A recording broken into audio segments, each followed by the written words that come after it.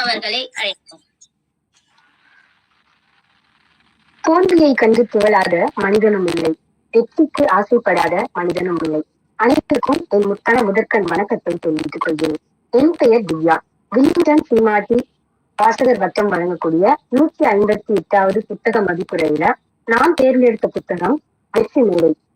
இந்த புத்தகம் பாத்தீங்கன்னா, தன்னுடைய வாழ்க்கையில வெற்றி பெற பிடிக்கிற ஒவ்வொரு மனிதனுக்கும், தன் இலக்கை நோக்கி சென்று கொண்டிருக்கக்கூடிய ஒவ்வொரு இளைஞர்களுக்கும் ஒரு ஒளி இலக்காக திகழக்கூடிய ஒரு புத்தகம் தான். இந்த ஒரு அற்புதமான புத்தகமா இந்த வெற்றி மேடை அப்படின்ற புத்தகம் அமைஞ்சிருக்கு. இந்த புத்தகத்தினுடைய விலை பாத்தீங்கன்னா ரூபாய் 40. இந்த புத்தகம் 80 பக்கங்களை கொண்டுள்ளது. இந்த புத்தகமானது 2007ஆம் ஆண்டு ஆகஸ்ட் மாதம் குமரன் பதிப்பகத்தால வெளியிடப்பட்டுள்ளது.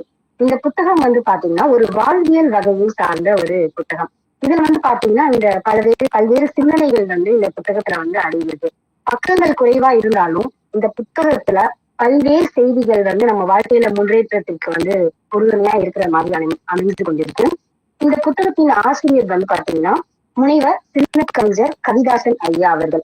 இவர் பத்தி சொல்லணும் அப்படின்னு பாத்தீங்கன்னா, கோவை ரூட்ஸ் நிறுவனத்துல மனிதவள மேம்பாட்டு பயிற்சியாளர், அதாவது ஆங்கிலத்துல ஹியூமன் ரிசோர்ஸ் ட்ரெய்னர் அப்படின்னு சொல்லுவாங்க. இப்ப ஹெச்ஆரா இருந்திருக்காரு.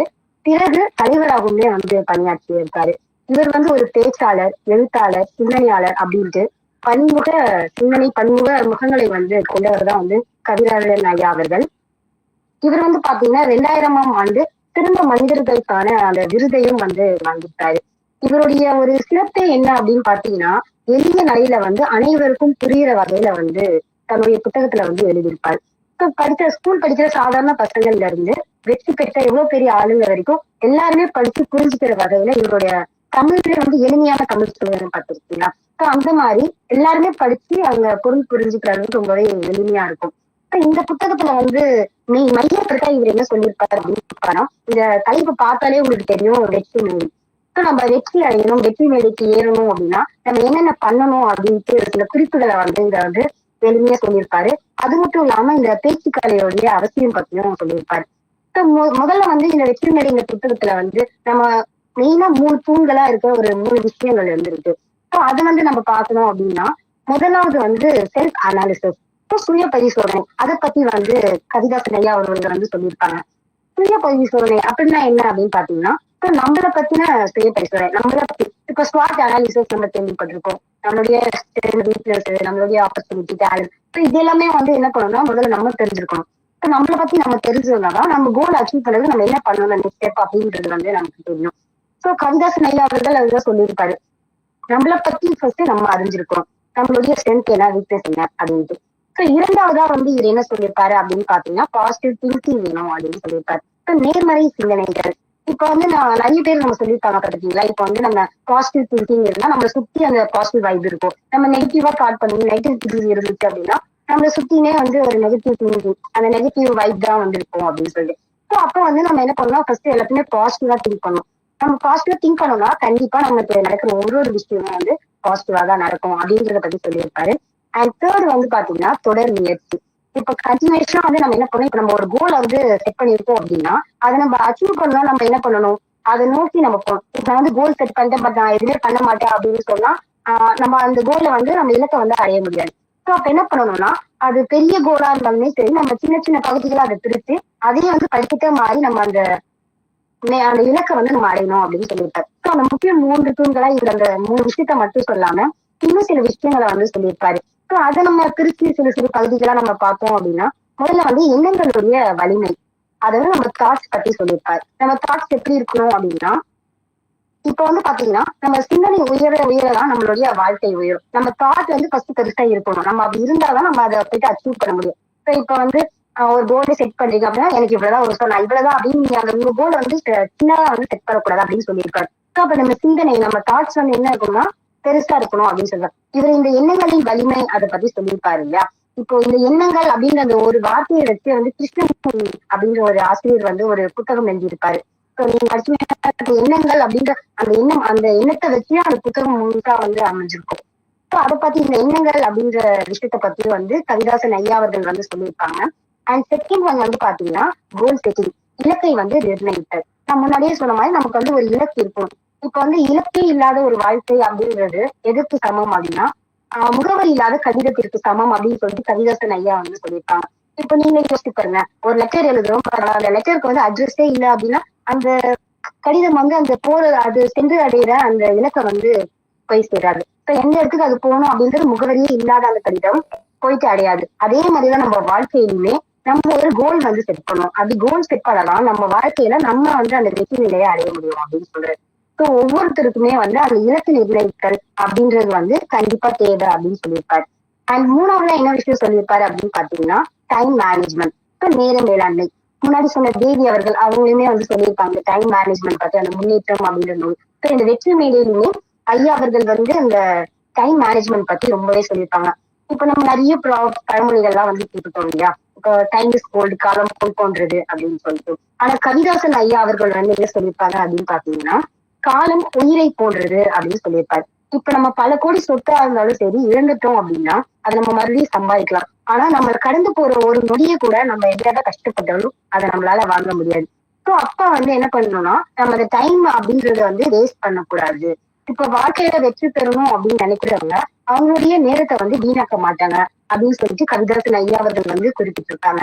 அண்ட் நெக்ஸ்ட் என்ன சொல்லியிருக்காங்கன்னா ஹேண்ட்லிங் ஃபெயிலியர். நம்ம வந்து தோல்விகளை வந்து எப்படி வந்து நம்ம கையாளுறோம் அப்படின்றத பத்தியும் கவிதாசன் ஐயா அவர்கள் வந்து ரொம்ப எளிமையா அற்புதமா சொல்லியிருப்பாரு. என்ன அப்படின்னா இப்ப நமக்கு நிறைய லைஃப்ல வந்து நம்ம கோல் நம்ம இலக்கை அடையணும், கோல் ஜாப் போயிட்டு அடையணும் அப்படின்னா நிறைய ஃபெயிலியர்ஸ் எல்லாமே வரும். இப்ப இன்னைக்கு வந்து நிறைய அச்சீவ் பண்ணிருக்க ஒவ்வொரு மனிதர்களுக்கு பின்னாடியுமே நூற்றுக்கணக்கான தோல்விகள் வந்து இருக்கு. ஆனா நம்ம என்ன பண்றோம், அந்த தோல்விகள் எல்லாம் பாக்குறது கிடையாது. அவங்க இதை அச்சீவ் பண்ணிருக்காங்க, அப்ப அவங்க வெற்றி மட்டும்தான் நம்ம பார்க்கணும். ஆனா அந்த வெற்றிக்கு பின்னாடி இருக்க பல தோல்விகள் இருக்கு. இப்ப கவிதாசன் ஐயா அவர்கள் வந்து அதான் சொல்லியிருக்காங்க. நம்ம அந்த தோல்விகள்லாம் வந்து எதுக்குன்னா இப்ப தோல்வின்றது வர்றது வந்து நம்ம விழுறதுக்காக கிடையாது. நம்ம மறுபடியும் எழுந்திரிச்சு நிக்கிறதுக்காக தான் இந்த தோல்விகள் வருது.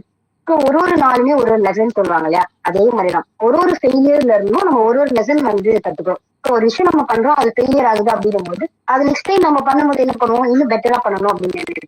அதே மாதிரிதான் நம்ம வாழ்க்கையில நம்ம கோல் அச்சீவ் பண்றதுக்கு வழியில வந்து பல தோல்விகள் வரலாம். ஆனா அது நம்ம மறுபடியும் என்ன பண்றோம், அந்த தோல்விகளை மறுபடியும் வெற்றி பெறணும் அப்படின்னும் போது நம்ம நிறைய லேர்ன் பண்றோம். அப்ளை பண்ணும்போது நம்ம இலக்கை வந்து ஈஸியா போய் சென்றடையலாம் அப்படின்னு சொல்லுவாங்க. இன்னொன்னு இதை கவிதாசன் ஐயா அவர்கள் சொல்லணும், அவர் சொன்ன வார்த்தைகளை சொல்லணும் அப்படின்னு பாத்தீங்கன்னா இந்த உலகம் வந்து அதாவது இந்த நம்ம வந்து நம்மளுடைய தகுதியை வந்து உயர்த்திக்கிட்டோம் அப்படின்னா இந்த உலகம் வந்து நம்மளை தேடி வரும் அப்படின்னு சொல்லுவாங்க. தொடர்ச்சியான அந்த முயற்சியும் பயிற்சியும் அப்படின்றது நமக்கு இருந்துச்சுன்னா இந்த மேடை வெற்றி மேடை வந்து நம்ம காலுக்கு கீழே அப்படின்றதையும் வந்து கவிதாசன் ஐயா அவர்கள் ரொம்பவே அற்புதமா சொல்லியிருப்பாரு. இது மட்டும் இல்லாம அடுத்தது அந்த வெற்றி மேடையில ஐயா அவர்கள் வந்து இந்த பேச்சுக்கலையோடைய அவசியம் பத்தி சொல்லியிருக்காங்க. இந்த புக்கே பாத்தீங்கன்னா ஒரு கட்டுரை வகை சார்ந்த ஒரு நூலா இருக்கும். இதுல பாத்தீங்கன்னா தெரியும் ஒரு 13 தலைப்புகள்ல இந்த கட்டுரை மாதிரி அவர் கொடுத்திருப்பாரு. இந்த புக்கே வந்து அந்த மாதிரிதான் இருக்கும். ஆனா படிக்கிறதுக்கு ரொம்ப எளிமையா இருக்கும். இதுல வந்து பாத்தீங்கன்னா முதல்ல வந்து இந்த பேச்சுக்கலையோடைய அவசியம் பத்தியும் சொல்லியிருப்பாரு இந்த புக்ல. இப்ப பேச்சுக்கலை அப்படின்றது எதுக்கு வந்து முக்கியம் அப்படின்னு சில பேர் நினைக்கலாம், நான் வந்து வேற ஃபீல்டு எடுத்துருக்கேன், எனக்கு வந்து இந்த பேச்சுக்கலை எதுக்கு, நான் வந்து டெக்னாலஜி நான் இதுல போறேன், நான் இந்த டேலண்ட் நான் இதுக்கு இது பேச்சுக்கலை தேவையில்லை அப்படின்னு சொல்லிட்டு சொல்லுவாங்க. பட் ஆனா அப்படி கிடையாது. இந்த கவிதாசன் ஐயா அவர்கள் என்ன சொல்லியிருக்காங்க அப்படின்னா இப்ப வந்து 1000 பேருக்கு முன்னாடி நின்று போரிட்டு அந்த போர் வீரனை விட 4 பேருக்கு முன்னாடி நின்று பேசுறது அப்படின்றது கடினம்னு சொல்லுவாங்க. ஆனா சரியான முயற்சி இருந்துச்சு அப்படின்னா அதுவே வந்து ரொம்ப எளிமை அப்படின்னு சொல்லியிருக்காரு ஐயா. இப்ப நம்ம எழுததான் நமக்கு எழுத்து வந்திருக்கு, தீட்ட தீட்டதான் ஓவியம் வரும். அதே மாதிரி நம்ம பேசதான் இந்த பேச்சு கலை அப்படின்றது நமக்கு வரும் அப்படின்னு சொல்லியிருப்பாரு. அவர் சொல்லியிருக்காங்க ஒவ்வொரு வார்த்தையுமே பாத்தீங்கன்னாலும் அவ்வளவு எல்லாமே. இப்ப நம்ம வந்து ஒரு கட்டுரை ஒரு புக் எடுக்கிறோம் அப்படின்னா அதுல கோட்ஸ் படிப்போம் இல்லையா? ஆனா இவருடைய புத்தகத்துல இவர் எழுதியிருக்க எல்லாமே அந்த ஒரு தத்துவம் சொல்ற மாதிரியே இருக்கும். நமக்கே வந்து இப்போ ஒரு வார்த்தை இருக்கு அப்படின்னும் போது அதுல பல மீனிங் வந்து அடங்கியிருக்க மாதிரி இருக்கும். அதுதான் வந்து கவிதாசன் ஐயா அவர்களுடைய ஒரு சிறப்பா அப்படியே அமைஞ்சிருக்கு. இவர் வந்து நிறைய சுய முன்னேற்ற கதைகளையும் நூல்களையும் பல கவிதைகளையும் வந்து எழுதியிருக்காரு. எல்லாமே வந்து பாத்தீங்கன்னா இந்த மாதிரி மோட்டிவேஷன் பண்ற மாதிரிதான் இருக்கும். அப்படின்றது சொன்ன மாதிரி இந்த பேச்சுக்கலை அப்படின்றது எல்லாத்தையும் வந்து ரொம்ப அவசியம். குழந்தைங்க என்ன பண்ணுவோம், எழுந்தவன் எல்லாருமே வந்து பொண்ணுனே இப்படி பேசுறது அப்படின்னா இல்ல, கொஞ்சம் கொஞ்சமா நம்ம பேசுறோம் கத்துக்கிறோம். அதுக்கு ஒரு குழந்தை வந்து நடக்குது ஸ்டார்டிங்ல விழுந்து எந்திரிக்கும், இதுக்கப்புறம் தான் அது வந்து நடக்க கத்துக்குது. அதே மாதிரிதான் நம்ம பேச்சுக்கலை அப்படின்றது என்னன்னா நம்ம பேச நம்ம பழகதான் இந்த பேச்சுக்கலை அப்படின்றது வந்து நமக்கு வரும் அப்படின்னு சொல்றாரு. அதுக்கப்புறம் இந்த பேச்சுக்கலை அவசியம் அப்படின்னு நம்ம இன்னொன்னு பார்த்தோம் அப்படின்னா இப்போ வந்து நான் வேற ஒரு ஃபீல்ட்லயும் சரி நான் வெற்றி பெற்றேன், ஒரு அச்சீவ் பண்ணிட்டு ஒரு இதுவா அப்படின்னும் போது இப்போ நமக்கு ஒரு மேடை வந்து கண்டிப்பா ஃபியூச்சர்ல காத்துட்டு இருக்கலாம். ஸோ அப்படின்னும் போது உங்களுடைய அந்த வெற்றி பத்தி சில வார்த்தைகள் வந்து நீங்க பகிர்ந்துக்கோங்க அப்படின்னு சொல்லிட்டு நம்ம கிட்ட ஒருத்தவங்க சொல்லும் போது நம்மளுடைய அந்த வாழ்க்கை நம்ம கடந்து வந்த அந்த பாதைகள்லாம் இருக்கு இல்லையா, அது வந்து நம்ம சொல்லுவோம். அப்படி சொல்றதுக்கு வந்து நமக்கு என்ன வேணும், அந்த பேச்சு கலைன்றது வேணும். அப்ப அது அவசியம் தானே. சோ நம்ம ரொம்ப அந்த அளவுக்கு பேச்சு இந்த பட்டிமன்றம் பதில் சுல்தானம்மா அந்த மாதிரி அவர்கள் மாதிரி நம்ம பேச முடியல அப்படின்னாலுமே நம்ம வெற்றிய நம்மளுடைய கடந்து வந்த பாதைகளை வந்து பகிர்ந்து கொள்றது, நம்ம எண்ணங்களை வந்து மக்களுக்கு தெரிவிக்கிறதுக்காக நமக்கு பேச்சுக்கலைன்றது ஒண்ணு தெரிஞ்சிருக்கும் அப்படின்னு சொல்றாரு. அடுத்ததான் வந்து இந்த சொல்லாட்சி நடத்த தேவையானவை. இப்ப பேச்சுக்கலைன்னா வெறும் பேசி எதுக்கு வந்து பேச்சு இம்பார்ட்டன் அப்படின்னு சொல்லிட்டாரு. அதுக்கப்புறம் இப்ப நம்ம என்ன வந்து பேசணும், இப்ப நம்ம பேசணும்னா நமக்கு என்னென்ன தேவை அப்படின்னு சொல்றாரு. ஃபர்ஸ்ட் வந்து பாத்தீங்கன்னா ஆர்வம் தேவை. எந்த ஒரு விஷயத்துக்குமே வந்து நமக்கு இன்ட்ரெஸ்ட் இருந்தாதான் வந்து நம்ம பண்ண முடியும். இன்ட்ரெஸ்ட் இருந்தாதான் நம்ம அந்த இது வந்து பண்ணணும். இப்ப எப்படின்னா எனக்கு டிராயிங் எனக்கு இன்ட்ரெஸ்ட் இருக்கு அப்படின்னா நான் டிராயிங் வரைஞ்சி பார்த்தாதான் வந்து நான் அதை வந்து நல்லா அதை டெவலப் பண்ண முடியும். அதே மாதிரி இப்ப பேசணும் அப்படின்ட்டு ஒரு ஆர்வம் வந்து நமக்கு முதல்ல வரும். அப்படி ஆர்வம் இருந்தாலே வெற்றி வந்து நம்ம கிட்ட வந்த மாதிரிதான். ஸோ அப்ப முதல்ல வந்து நமக்கு என்ன தேவை, இந்த சொல்லாட்சி நடத்த தேவையானது வந்து ஆர்வம். செகண்ட் வந்து பாத்தீங்கன்னா தன்னம்பிக்கை. இப்போ நதி ஓடுது பாத்தீங்கன்னா, அந்த நதி வந்து ஓடும் போதுதான் அழகு. அதே மாதிரி செடினா வளரும் போதுதான் அழகு. அதே மாதிரி ஒரு பேச்சாளருக்கு வந்து தினம் தினம் புதிய நூல்களை படிக்கும் போதுதான் அழகு அப்படின்னு சொல்லிட்டு கவிதாசன் ஐயா அவர்கள் வந்து சொல்லியிருப்பாங்க. நீங்க கேளுங்க எவ்வளவு அற்புதமா இருக்குன்ட்டு. பாத்தீங்களா, அந்த நதி ஓட ஓட அழகு, செடி வளர வளர அழகு. அதே மாதிரி ஒரு பேச்சாளருக்கு புதிய நூல்களை கற்க கற்க அழகு. எவ்வளவு அற்புதமா இருக்குல்ல. தன்னம்பிக்கையை பத்தி சொல்லியிருப்பாரு. அடுத்ததாக பாத்தீங்கன்னா தெளிந்த சிந்தனை. நம்மளுடைய தாட் ஃபர்ஸ்ட் இப்போ நம்ம வந்து ஒரு விஷயத்த பத்தி பேச போறோம் அப்படின்னா நமக்கு முதல்ல அதை பத்தின தெளிவு வந்து நமக்கு இருக்கணும். நமக்கு தெளிவு இருந்தாதான் நம்ம பேசும்போது அது தெளிவா நம்ம பேச முடியும். இப்ப எனக்கே தெரியல, இப்ப நான் ஒரு விஷயத்த பத்தி பேச போறேன், நம்ம இப்போ ஒரு நிலையில நான் ஏறி ஒரு விஷயம் பேசுறேன் அப்படிங்கும்போது நான் எதை பத்தி பேசணும் அந்த விஷயத்த பத்தி எனக்கு ஒரு அறிவு இருக்கணும். அந்த சிந்தனை வந்து தெளிவா எனக்கு இருந்தாதான் நான் மத்தவங்க கிட்ட பேசும்போது அவங்களுடைய மனசுல வந்து அது பதிகிற மாதிரி நான் சொல்ல முடியும். நானே வந்து ப்ரிப்பேர் ஆகாம எனக்கே ஒண்ணுமே தெரியாம நான் போய் நின்னேன் அப்படின்னா என்னால வந்து அந்த செய்தியை வந்து கரெக்டா போயிட்டு மத்தவங்கிட்ட சேர்க்க முடியாது. ஸோ அதே மாதிரிதான் நமக்கு வந்து தெளிவான சிந்தனை வேணும்.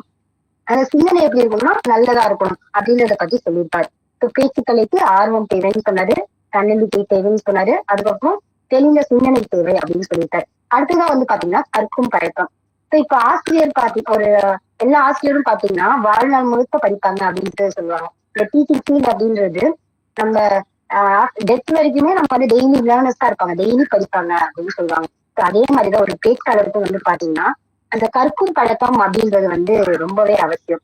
இப்போ நிறைய விஷயத்த நம்ம படிக்கும் போதுதான் நிறைய நம்ம பேச முடியும். ஒரு விஷயத்த பத்தி பேசணும்னா இன்னொன்னத்தோட ஒப்பிச்சு நம்ம பேசுவோம் இல்லையா. இப்போ அதுக்கு வந்து நமக்கு என்ன தேவை, தொடர்ந்து அந்த அந்த பாடம் அந்த படிக்கிற வந்து பழக்கம் வந்து நமக்கு தொடர்ச்சியா இருக்கணும் அப்படின்றது. அது ஒரு பேச்சாளருக்கு வந்து இது முக்கியமா தேவை அப்படின்னு சொல்லியிருப்பாரு கவிதாசன் ஐயா அவர்கள். அடுத்துதான் வந்து பாத்தீங்கன்னா சூழ்நிலை அறிவு. இப்ப வந்து ஒரு இடத்துல நம்ம வந்து பேசுறோம் அப்படின்னும் போது அந்த சூழ்நிலைக்கு ஏற்ற மாதிரி பேசணும். இப்ப மாணவர்கள் கிட்ட பேசுறோமா அப்ப மாணவர்களுக்கு ஏற்ற மாதிரி பேசணும். இதே வந்து ஒரு சொற்பொழிவு ஆடுற இடத்துல 60 வயசுல அவங்க முன்னாடி பேசணும், அப்ப அவங்களுக்கு ஏற்ற மாதிரி நம்ம பேசணும். அந்த மாதிரி அந்த சூழ்நிலையை கருதி இப்ப நம்ம பேசணும் அப்படின்னு சொல்லியிருப்பாரு கவிதா சிங் அவர்கள். இன்னொன்னு என்னன்னா இப்ப வந்து மேடைகள் அப்படின்றது பலவிதமான மேடைகள் இருக்கு. இப்போ நாம இப்போ 4 பேர் பேச கூப்பிட்டுருக்காங்க அப்படின்னும் போது ஒரு மேடையில இப்ப நம்மளுக்கு வந்து ஒரு 7-8 பேர் பேசி முடிச்சிட்டாங்க, பேசி முடிச்சு ரொம்ப நேரம் பேசிட்டாங்க, கடைசியா நம்மளை கூப்பிடுறாங்க அப்படின்னும் போது ஆல்ரெடி அத்தனை பேர் பேசுறதையும் வந்து ஆடியன்ஸ் வந்து கேட்டிருப்பாங்க. அப்ப நம்மளும் வரும்போது அவங்க கான்சென்ட்ரேஷன் என்ன ஆகும், மிஸ் ஆகும். அப்படின்னும் போது நம்ம அந்த டைம் வந்து ஸ்டார்டிங் கிளிப்பா சொல்லணும் அப்படின்னு சொல்லியிருக்காரு. நம்ம பேசுற அந்த பேச்சு வந்து அந்த சூழ்நிலைக்கு ஏற்ற மாதிரி இருக்கணும். இல்ல நம்ம இப்ப அடுத்து நமக்கு அப்புறம் பேச போற ஒருத்தவங்க இங்க வரவே இல்லை அப்படின்னும் போது நம்ம என்ன பண்ணணும், அந்த டைம்ல அவங்க வர்ற வரைக்கும் நம்மள மேனேஜ் பண்ண சொல்றாங்க அப்படின்னா அப்ப நம்ம அதுக்கு ஏற்ற மாதிரி பேசணும். சூழ்நிலைக்கு ஏற்ற மாதிரி நம்ம அந்த பேச்சுன்றத வந்து பேச வந்து தெரிஞ்சு வச்சுக்கணும் அப்படின்னு சொல்லியிருப்பாரு. அடுத்ததான் வந்து பாத்தீங்கன்னா நினைவாற்றல், மெமரி. இப்ப நம்ம நிறைய விஷயம் படிக்கிறோம் அப்படின்னா ஒரு பேச்சாளருக்கு இந்த நினைவு அப்படின்றது வந்து ரொம்பவே முக்கியம். நம்ம நிறைய படிச்சு நிறைய நம்ம நினைவுல வச்சா மட்டும்தான் நம்ம வந்து பேசும்போது அது மத்தவங்க கிட்ட எதிர்பார்க்கும். நான் பாதி சொல்றேன் அப்படியே மறந்து போச்சு. அப்ப அந்த டைம்ல நம்ம அந்த மேடையில ஏறி நம்ம அப்ப யோசிச்சோம் அப்படின்னா இவங்களுக்கே தெரியல இவங்க பேச வந்துட்டாங்க அப்படின்னு நினைப்பாங்க இல்லையா. சோ அந்த மாதிரி இல்லாம நல்ல நினைவாற்றல் அப்படின்றது வந்து ஒரு பேச்சாளருக்கு வந்து தேவை அப்படின்னு சொல்லிட்டு ஐயா சொல்லியிருக்காரு. ஐயாவே பாத்தீங்கன்னா பாருங்க ஒரு பேசுற மாதிரியே தான் வந்து இந்த புத்தகத்திலே இருக்கும். இவர் வந்து ஒரு பேச்சாளர் தான். நிறைய பட்டிமன்றங்கள்ல வந்து ஐயா அவர்கள் வந்து பேசியிருப்பாங்க. நீங்க இணையத்துல வந்து போட்டு பாத்தீங்கன்னாலே தெரியும். அதுக்கப்புறம் வந்து பாத்தீங்கன்னா கவனிக்கும் திறன். இப்ப ஃபர்ஸ்ட் நம்ம பேச்சாளரா இருக்கணும் அப்படின்னா முதல்ல வந்து நம்ம வந்து லேர்னரா இருக்கோம். ஃபர்ஸ்ட் கவனிக்கணும். இப்ப மத்தவங்க பேசும்போது நம்ம கவனிச்சாதான் நம்ம பேசும்போது மத்தவங்க கவனிப்பாங்க. வந்து இந்த பேச்சாளருக்கு கவனிக்கும் திறன் அப்படின்றது வந்து ரொம்பவே முக்கியம் அப்படின்னு சொல்லியிருப்பாரு. அடுத்ததான் வந்து பாத்தீங்கன்னா கற்பனை வளம். நிறைய வந்து கற்பனை செய்யணும். கற்பனை செஞ்சாதான் வந்து இப்போ கவிஞர்களுக்கு வந்து கவிதை எழுதணும் அப்படின்னா கற்பனை தேவைன்னு சொல்லுவாங்கல்ல. அதே மாதிரிதான் இந்த பேச்சாளரா இருக்கணும் அப்படின்னாலுமே நிறைய கற்பனை திறன் வந்து நம்ம கிட்ட இருக்கணும் அப்படின்னு சொல்லியிருப்பாரு. அடுத்தது வந்து பாத்தீங்கன்னா உயிரிட்டு. இந்த குரல்ல ஏற்ற இறக்கம். இப்போ அது மனப்பாடம் ஒரு செய்யுள படிக்கிறீங்க அப்படின்னு ஒரு கவிதை படிக்கிறீங்க அப்படின்னா அந்த கவிதையை நம்ம சாதாரணமா வாசிக்கிற நியூஸ் பேப்பர் வாசிக்கிற மாதிரி நம்ம வாசிக்க முடியாது. அப்ப என்ன பண்ணணும், அதோட ஏற்ற இறக்கம் அது எல்லாமே நமக்கு தெரிஞ்சிருக்கணும். இப்போ ஒரு மேடையில ஒரு விஷயம் பேசுறோம் அப்படின்னும் போது நம்ம ஏற்ற இறக்கத்தோட பேசணும். அப்பதான் வந்து பேசுறவங்களுக்கு அது இனிமையா இருக்கும். அதுக்காக அப்படி ஒரே டூன்ல அப்படி பேசிட்டு போகணும் அப்படின்னு பாத்தீங்கன்னா கேட்கறவங்களுக்கு போர் அடிச்சு போயிடும். அப்ப எந்த விஷயத்துக்கு ஒரு வீரமான வசனம் வருமோ நம்ம குரலை வந்து உயர்த்தி பேசுறது, இது ஒரு சோகமான விஷயங்களும் அந்த நேரத்துல வந்து நம்ம குரலை வந்து தாழ்த்தி பேசுறது. இந்த மாதிரி நம்ம குரல்ல ஏற்ற இறக்கம் அந்த உச்சரிப்பு அப்படின்றது வந்து ஒரு பேச்சாளர்களுக்கு வந்து ரொம்பவே முக்கியம் அப்படின்னு சொல்லியிருப்பாரு. அடுத்ததான் வந்து பாத்தீங்கன்னா உடல் மொழி, நம்ம பாடி லாங்குவேஜ். இப்ப நான் போயிட்டு அப்படி இப்படி சொல்லிட்டு ஒரு ஸ்டாச்சு மாதிரி நின்று நம்ம பேசுறோம் அப்படின்னா அது வந்து கேட்க மாட்டாங்க. இப்ப நம்ம கண் அசைக்கிறது, புருவத்தை தூக்கி இறக்கிறது, இப்ப கை அசைக்கிறோம் இல்லையா, இந்த மாதிரி ஒவ்வொரு அசைவுமே வந்து ஒரு பேச்சாளருக்கு வந்து ரொம்பவே முக்கியம். அங்க இருக்க ஆடியன்ஸ் வந்து நம்மளுடைய ஒரு அசைவுமே வந்து என்ன பண்ணுவாங்க, நோட் பண்ணுவாங்க. அந்த உடல் மொழி அப்படின்றது ரொம்பவே முக்கியம் அப்படின்னு சொல்லியிருப்பாரு. இன்னொன்னு வந்து பாத்தீங்கன்னா பேச்சுக்கு சுவை கூட்டுறது. அதாவது இப்ப நம்ம ஒரு பேச்சு பேசுறோம் அப்படின்னா அது ரொம்ப ஒரு விஷயத்த நம்ம சொல்றோம். ஆனா அந்த கருத்து வந்து கேட்கறவங்களுக்கு போர் அடிக்குது அப்படின்னா அது அப்படி போர் அடிக்காம இருக்கணும் அப்படின்னா நம்ம என்ன பண்ணணும் அப்படின்னா நடுவுல வந்து ஒரு குட்டி சிறுகதையோ இல்ல கவிதையோ இல்ல ஏதாச்சும் நகைச்சுவை பண்றதோ அந்த மாதிரி பண்ணும்போது அந்த ஆடியன்ஸ் இருக்காங்க இல்லையா அவங்களுக்கு வந்து கேட்கறதுக்கு வந்து இன்னுமே வந்து ஒரு ஆர்வம் இருக்கும். இந்த இந்த புத்தகத்துல வந்து கவிதாசன் ஐயா அவர்கள் வந்து ஒரு சின்ன கதை சொல்லியிருப்பாரு. என்ன பேசும்போது நடுவுல ஒரு கதை மாதிரி. அதுல வந்து பாத்தீங்கன்னா ஒரு ஊர்ல வந்து ஒரு முனிவர் இருக்காரு. ஒரு சாது அப்படின்னு சொல்லுவாங்க முனிவரை. அந்த முனிவர் வந்து என்ன பண்ணுவாருன்னா அவருக்கு முன்னாடி வந்து யார் நிற்கிறாங்களோ அவங்கள பத்தி மொத்தத்தையும் வந்து இவர் சொல்லுவார். அவர் பேரு அவங்க பேரு அவங்க என்ன பண்றாங்க அப்படின்னு சொல்லிட்டு அவங்கள பத்தி மொத்தமா வந்து இவர் சொல்லிடுவார். அப்படிப்பட்ட ஒரு ஞானம் கொண்டவர் வந்து அந்த முனிவர். அப்படி இருக்கும்போது அந்த ஊர்ல வந்து ஒரு இளைஞர் ஒரு பையனுக்கு வந்து இவரு என்ன அது எப்படி வந்து இவர் எல்லாமே பார்க்காமே சொல்லுவாரு மத்தவங்க அப்படின்னு சொல்லிட்டு அவர் வந்து நம்ம டெஸ்ட் பண்ணணும், நம்ம சோதிச்சு பார்க்கணும் அப்படின்னு சொல்லிட்டு அந்த பையன் வந்து ஒரு மைண்ட்ல வந்து ஒரு திட்டம் தீட்டுறான். அப்படி திட்டம் தீட்டிட்டு அந்த திட்டத்தின்படி கையில வந்து ஒரு குட்டி கோழி குஞ்சிருக்கு இல்லையா, அதை எடுத்துட்டு போயிட்டு நம்ம கை பின்னாடி வச்சு மறைச்சிட்டு எடுத்துட்டு போறான். அந்த முனிவர் முன்னாடி போயிட்டு நிக்கிறான். இவன் போன உடனே அந்த முனிவர் வந்து சொல்றாரு, இவனோட பேர் என்ன, இவன் என்ன பண்றான், அப்புறம் உன் பின்னாடி உன் கையில வந்து ஒரு கோழி குஞ்சு இருக்கு. அது வரைக்கும் இந்த முனிவர் வந்து எல்லாமே கணிச்சு சொல்லிடுறாரு பார்க்காம. இவனுக்கு வந்து என்ன ஆகுதுன்னா ஒரே அதிர்ச்சி, எப்படி இவர் எல்லாமே அப்படியே சொல்றாரு அப்படின்னும் போது அதுக்கப்புறம் இவன் இந்த பையன் வந்து சொல்றான், ஐயா நீங்க சொன்னது எல்லாம் கரெக்ட். என் ஊர் என்னன்னு சொன்னீங்க, நான் என்ன வேலை பாக்குறேன்னு சொன்னீங்க, என் கையில கோழி இருக்குன்னு அந்த கோழி குஞ்சு இருக்குன்னு சொன்னீங்களா, அது வரைக்கும் எல்லாமே கரெக்ட். இப்ப என் கையில இருக்க அந்த கோழி குஞ்சு உயிரோட இருக்கா இல்ல செத்து போயிருக்கா, அதை சொல்லுங்க பாப்போம் அப்படின்னு சொல்லிட்டு இவன் கேட்கிறான். கேட்ட உடனே இவனோட திட்டம் என்னன்னா அந்த முனிவர் வந்து இந்த கோழி குஞ்சு வந்து உயிரோட இருக்கு அப்படின்னு சொன்னா அது கையாலேயே நசுக்கி அதை கொண்டுட்டு இது பாத்தீங்கன்னா என் கையில இருக்க கோழி குஞ்சு வந்து செத்து போச்சு அப்படின்னு சொல்லலாம் அப்படின்னு சொல்லிட்டு அவரை வந்து அசிங்கப்படுத்தலாம் அப்படின்னு நினைக்கிறான். இதுவே வந்து அந்த கோழி குஞ்சு வந்து செத்து போயிடுச்சு அப்படின்னு இந்த முனிவர் சொன்னார்னா அது உயிரோட அப்படியே நம்ம எடுத்து நீக்கலாம் அப்படின்னு நினைச்சு அப்படின்னு நினைக்கலாம் அப்படின்னு சொல்லலாம் அப்படின்னு சொல்லி அந்த பையன் நினைச்சிருக்கான். ஆனா இந்த முனிவர் வந்து அந்த இடத்துல சொல்லுவாரு, அந்த கோழி குஞ்சு வந்து உயிரோட இருக்கிறதும் அது சாகிறதும் உன்னோட கையில தான் இருக்கு அப்படின்னு சொல்லிட்டு அவனோட வார்த்தையை பாருங்க. அவன் என்ன நினைச்சான், அவர் அந்த கோழி குஞ்சு செத்துருச்சுன்னு நினைச்சா நம்ம உயிரோட எடுத்து நீக்கலாம், அந்த கோழி குஞ்சு உயிரோட இருக்குன்னு சொன்னா நம்ம கையாலே நசுக்கிட்டு செத்து போறத காமிக்கலாம் அப்படின்னு நினைச்சான். ஆனா அவரு வந்து பாருங்க அது உயிரோட இருக்கிறதும் சாகிறதும் உன்னோட கையில தான் இருக்கு அப்படின்ட்டு சொல்றாரு. அது மூலியமா வந்து அந்த அவன் என்ன பண்றான்னா அந்த கதையோடைய அந்த திறமை ஞானம் பார்த்து வியந்துக்கிறான். இந்த மாதிரி ஒரு குட்டி குட்டி கதைகளை வந்து நம்ம பேச்சுக்கு நடுவுல வந்து சேர்க்கணும் அப்படின்னு சொல்லியிருக்காரு கவிதாசன் ஐயா அவர்கள். அதுக்கப்புறம் வந்து பாத்தீங்கன்னா பயிற்சி டெய்லி வந்து நம்ம பிராக்டிஸ் பண்ணணும். இப்ப எடுத்த உடனே நம்ம ஒரு ஸ்டேஜ் மேல நிக்கிறோம் அப்படின்னா கண்டிப்பா நம்ம பேச முடியாது. பயமா இருக்கும், வேர்த்து கொட்டும், கால் நடுங்கும். அந்த கண்டிப்பா எல்லாருக்குமே இருக்கும். கவிதாசன் ஐயா அவர்கள் என்ன சொல்றாங்க அப்படின்னு பாத்தீங்கன்னா ஒரு பேச்சாளர் ஆகணும்னா நீங்க பயிற்சி என்ன பண்ணணும், முதல்ல வந்து கண்ணாடி முன்னாடி நின்று உங்களை பார்த்து நீங்க பேசணும். அப்பதான் நாளைக்கு மேடை மேல ஏறி மத்தவங்களை வந்து நீங்க பார்க்க முடியும். அப்ப மேடை மேல நின்று பேசுறது முன்னாடி கண்ணாடி முன்னாடி நின்று நீங்க எப்படி பேசுறீங்க அப்படின்ட்டு நீங்க கவனிக்கணும் அப்படின்னு சொல்லியிருக்காரு. இந்த மாதிரி பயிற்சி பண்ணோம் அப்படின்னா நம்மளும் வந்து ஒரு நல்ல பேச்சாளர் ஆகலாம் அப்படின்னு சொல்லியிருக்காரு. அதுக்கப்புறம் வந்து பாத்தீங்கன்னா ரொம்பவே முக்கியமானது ஒண்ணு கடைசியா சொல்லியிருப்பாரு. மேடை நாகரிகம். இப்ப வந்து ஒரு விஷயம் நம்ம மேடைக்கு போறோம் அப்படிங்கும்போது எந்த வகையான ட்ரெஸ் வேணாலும் போட முடியாது. இப்ப வந்து ஒரு பொங்கல் பண்டிகைன்னா ஒரு பட்டிமன்றம் கூப்பிடுறாங்க அப்படின்னா அதுக்கேற்ற மாதிரி ஒரு நாகரிகமான சேலையோ வேட்டி சட்டையோ அந்த மாதிரி ஒரு நாகரிகமான உடைகளை வந்து நம்ம போகணும். அதே மாதிரி ஒரு காலேஜ் கூப்பிடுறாங்கன்னா அதுக்கேற்ற மாதிரி ஒரு உடையில போகணும். அந்த மாதிரி மேடையில பேசும்போது அவங்க உடை நாகரிகம் அப்படிங்கிறது ரொம்பவே முக்கியம் அப்படின்னு சொல்லியிருப்பாரு. கடைசி இந்த வெற்றி மேடையில வந்து இந்த மாதிரி மேடையில பேசுற பல பேச்சாளர்கள் இருக்காங்க இல்லையா, அவங்கள பத்தியுமே வந்து சொல்லியிருப்பாரு. ஒரு ஒரு கவிதைக்கு கீழேயுமே இப்போ வந்து நான் சொன்ன மாதிரி 13 கட்டுரைகள்ல வந்து 13 தலைப்புகள்ல வந்து கவிதாசனை அவர்கள் வந்து இந்த புத்தகத்தை வந்து எழுதிட்டாங்க. அதை வந்து ஒரு ஒரு அந்த கட்டுரை தலைப்பு முடியும் போது இப்ப தமிழ் தென்றலுக்கு திருவிக்கா அவர்களுடைய அந்த பொன்மொழிகள் இந்த மாதிரி ஒரு ஒரு தலைப்புக்கு பின்னாடியும் ஒரு ஒரு பொன்மொழிகளை வந்து ஐயா அவர்கள் வந்து எழுதியிருப்பாங்க. என்னோட சின்ன ரெக்வஸ்ட் என்ன அப்படின்னு பாத்தீங்கன்னா இது வந்து பாத்தீங்கன்னா 80 பக்கம் தான் இருக்கு. ஆனா நிறைய விஷயங்கள் இருக்கு. எல்லாருமே வந்து இந்த புக்கை வந்து படிக்கணும் அப்படின்னு நான் வந்து சொல்லுவேன் கண்டிப்பா. இப்ப படிக்க உங்களுக்கு டைம் வந்து நிறைய எடுக்காது கண்டிப்பா. ஆனா நிறைய விஷயங்கள் வந்து நீங்க இதுல லேர்ன் பண்ணிக்கலாம். இப்ப நான் இன்னைக்கு இந்த புத்தக மதிப்பீடுக்கு இந்த புக்கை தேர்ந்தெடுத்தது காரணமே வந்து இந்த வெற்றி மேடை. டாபிக்கே வந்து பாத்தீங்கன்னா எவ்வளவு மோட்டிவேஷனா இருக்கு. இப்ப வெற்றி மேடை. அந்த வெற்றி மேடை அப்படிங்கிறது வந்து எல்லாருக்குமே காத்திருக்கு. முறையான பயிற்சியும் முயற்சியும் இருந்தா சாதாரண மனிதன் கூட சாதனையாளரா மாறலாம். எனக்கு வாய்ப்பளித்த அனைவருக்கும் நன்றி பாராட்டி விடை செய்கிறேன். நன்றி. நன்றி திவ்யா. அழகாக உங்கள் புத்தகத்தை மதிப்பீடு செய்துள்ளேன். கவிதாசன் ஐயா அவர்கள் ஒரு வெற்றியை எப்படி அடையணும் அப்படின்னு சொல்லிட்டு ஒரு சில படிகள் சொல்லியிருக்காங்கன்னு அதுதான் சொல்லியிருந்தீங்க. அவரும் வந்து அந்த புத்தகத்துல அழகா வந்து பதிவிட்டுள்ளார். நன்றி.